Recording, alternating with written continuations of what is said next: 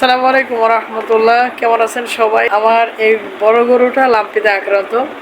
আমি আপনাদেরকে মোটামুটি আকারে লাম্পির যে চিকিৎসা, এটা আমরা ঘরোয়াভাবে যেগুলো করি, এটাও আমি আপনাদেরকে ডে বাই ডে ইনশাল্লাহ দেখাবো। আজকে শুধু ওর সিমটমগুলি দেখাই। দেখেন, লাম্পি বিভিন্ন রকমের হতে পারে। আপনার গায়ের কিছু কিছু অংশ ফুলে যেতে পারে, নিডল আকারে ধারণ করতে পারে। পাশাপাশি কিছু হতে পারে আপনার এই যে এরকম বড় সড়ো অনেক বড় হয়, আপনার পা, গলা, এগুলা গলাগম্বুজ এখানে বিভিন্ন জায়গায় হতে পারে। তো আপনারা কিভাবে এর চিকিৎসাটা দিবেন? আমরা ডাক্তারের পাশাপাশি আমরা কিন্তু ঘরোয়াভাবে চিকিৎসা দিতে পারি। সেক্ষেত্রে আমাদের কিছু করণীয় আছে, কিছু উপাদান আছে। আমি মূলত আপনাদের সাথে কয়েকটা বিষয় শেয়ার করবো। আমার যে এই গরুটাকে আমি ট্রিটমেন্ট দিচ্ছি, আমি ডাক্তারের ট্রিটমেন্টের পাশাপাশি আপনাদের যে আমাদের প্রাকৃতিক যে ঔষধগুলো আছে এটাও আমি ব্যবহার করতেছি। আলহামদুলিল্লাহ অনেকটা এগিয়ে গেছে।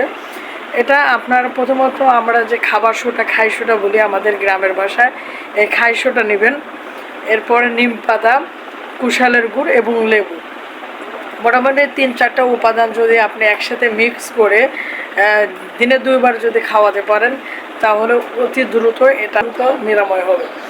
এক্ষেত্রে আরও কয়েকটা কাজ করতে পারেন। সেটা হলো, আমরা অনেকেই বলতেছে যে আমরা গরুকে গোসল দেওয়াবো না, আবার অনেকেই বলতেছে যে গরুকে গোসল দিতে কোনো বাধা নেই। তবে নিডল যদি ফেটে যায় তাহলে আপনার গোসল না দেওয়াই ভালো। আর এছাড়া আপনি চাইলে যে পটাশের পানি আছে, এই পানি দ্বারা শরীর গোসল করাতে পারেন বা ধুয়ে দিতে পারেন। তো সামনে আপনাদেরকে প্রসেসটা আপনাদেরকে আমি দেখাবো ইনশাল্লাহ।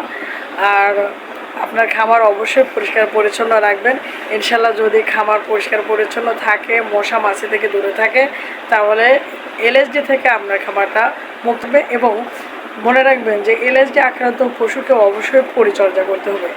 সবাই ভালো থাকবেন। আসসালামু আলাইকুম ওয়া রাহমাতুল্লাহ।